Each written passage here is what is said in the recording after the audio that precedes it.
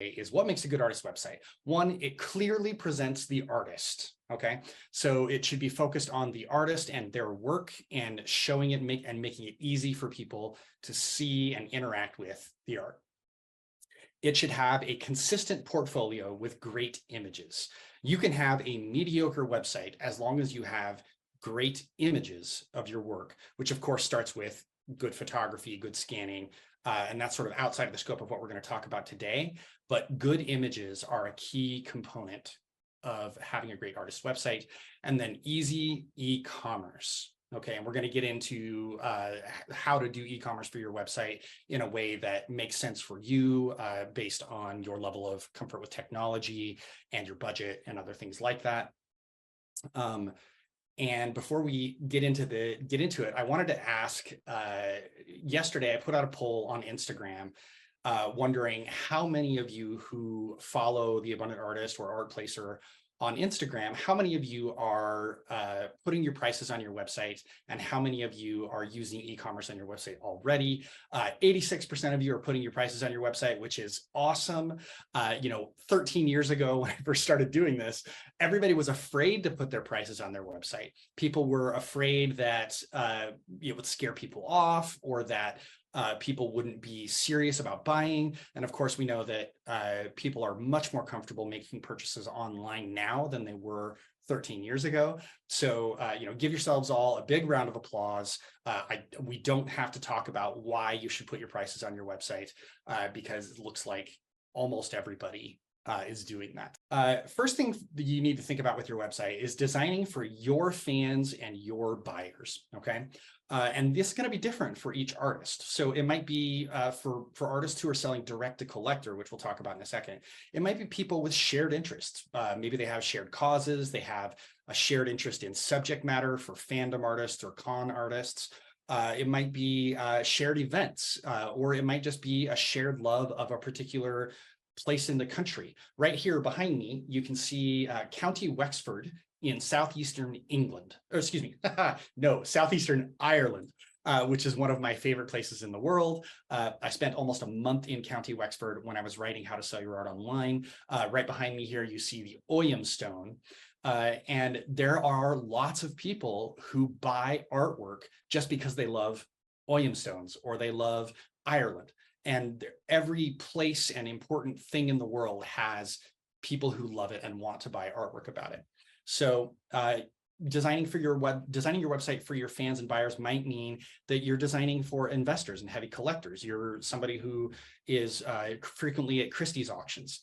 It might be that you're designing for art directors. You're trying to get your work into hotels and other hospitality locations or large commercial collections. And we'll talk a little bit about that. Or you might be designing for corporate buyers. You're looking for people who buy artwork for licensing, which is going to be a different website experience. And we'll talk a little bit about that. So Matt LeBlanc Art is an artist that many of you may be familiar with. I've talked about Matt for years. He's based in northeastern Canada. And Matt's website is awesome. We're going to show you a few examples from his website today. But part of the reason that his website is so awesome is there on the homepage, you see a great image of his work on the wall in somebody's home. And that's exactly what you want to have on the homepage of your website. You want the collector who is looking at your work to see your work be able to sort of envision your work on the walls of their home, right? And Matt, his about page talks about him and what his mission is as an artist, what his vision is as an artist, and he's got some great videos on there as well. So you also want to make sure that your website is designed for your business model. Okay, so this is gallery sales, direct to collector, prints, products, licensing, and commissions. And each of these is going to be a different business model and require some different design elements. Early stage artists, I often encourage them, just pick one of these things and don't try to do all of these things because it will make it harder to grow your audience. But what does this look like for an artist who is more advanced in their career? We'll talk a little bit about the artist Lisa Congdon. Okay, so on the left-hand side is a screenshot of her website homepage, And she's obviously got a summer sale happening right now. Now, Lisa Congdon is a famous, well-known artist who has, hundreds of thousands of visitors to her website and has sold thousands and thousands of individual prints, products, and original pieces of art. She also teaches classes and offers wholesale and licensing deals. So her website needs are going to be very, very different from somebody like Matt LeBlanc, who offers a single website where people can go to get some prints and some original works, right? And you'll notice that Lisa has created specialized websites that handle each of the different types of businesses that she handles. So at lisacongdon.com, you can get original prints and studio products. At Teachable, she hosts her classes. And then at fair.com, she hosts her wholesale and licensing offers. Okay. And the reason that she does this is each of these websites is built for something specific that she's doing with her art business. All right. So let's get into some of the options that are out there for building websites. And if you're like most artists, a lot of you are like, I'm going to figure out how to do this myself. I'm going to DIY my website. I'm going to learn Photoshop. I'm going to learn Dreamweaver or WordPress, and I'm going to build my website from the ground up. And then there's those of you who are like me, who are like, you know what? I don't want to mess with it. I don't want to understand how to code. I don't want to do any of that stuff. I am going to set up a Squarespace or a Fine Art Studios Online or a Shopify website. Both of these approaches are equally valid. Here's what I'll say. Unless you already have graphic design experience and web design experience, please do not DIY your website. There are so many little elements that go into building your own website.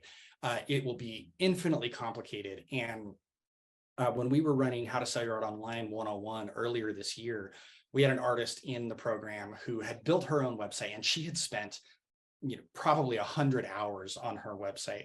And she was a professional designer. She was an art director before she became a professional artist. And she really understood this stuff, but it took so much time.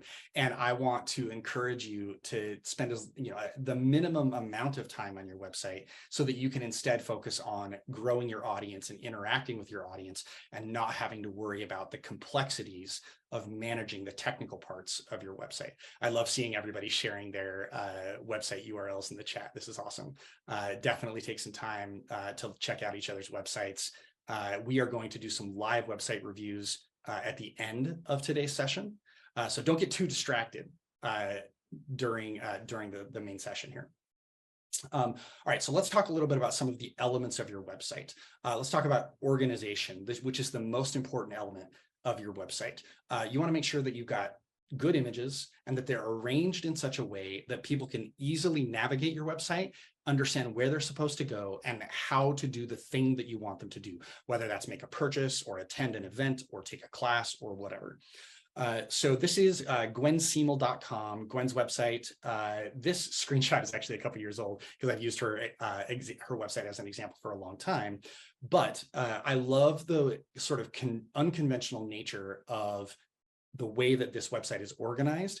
And that's because Gwen herself is a pretty unconventional artist, and she takes the time to sort of customize her website herself. But you can see it's very clear what she does. She's got the work organized by year as well as collection, which is a great idea. It's a great thing to do. And it's easy to do if you're using something like Squarespace or Shopify. It's easy to organize in that way. And I strongly recommend that you do so. AnnRay.com. Anne Ray's website has a little drop down, what we call a mega menu. And that mega menu gives you lots of different ways to look through her work. So you can look for landscape prints, you can look for Napa Valley prints. These are different styles, different collections of work. You can also look for original art, or you can look for books that she has created, right? This is a great way for those of you who might have a large amount of inventory to organize your work in a way that people that fits people's budget and goals with art collecting. And then Matt LeBlanc takes this one step further Matt has lots and lots of prints for sale. So depending on when you go to his website, you might be able to go there and find, original art for sale from $50 to $400 or more, or prints in a wide range of prices and sizes. So you get these 2-level deep menus that allow people to navigate in the way that works for them, right? So having this kind of organization is super important if you've got more than like 20 or 30 pieces of art. For those of you who are what Emily Wapnick calls multi-potentialites, maybe not only are you a painter, but you also are a visual effects artist like Brian Lee is here. Maybe you also sell and publish sketchbooks, and then you also make foam cosplay weapons, for example. Then you might have something on the menu there that points out the different pieces. What you don't want to do is jumble all that stuff together, because then it starts to become very confusing. All right. Tell people where to go. So this is another screenshot from Matt LeBlanc's website. So if you want to shop art, if you want to shop clothing, if you want to shop accessories. So somebody asked in the chat, what is Anne Ray's website? Yes, there will be a list of websites that are put together. And you'll be able to download these slides along with a recording after this session. So don't worry about trying to catch everything that I'm saying. Don't worry about trying to catch every website. And you'll also be able to get a download of the chat so that you can catch everybody's URLs. So don't worry about trying to frantically catch everything. What I like about Matt's website here is he tells you, if you want to shop for art, go here. If you want to shop for clothing, go here. If you want to shop for accessories like handbags or pillows, go here. This is a great way of telling people how to navigate your website and how to organize it.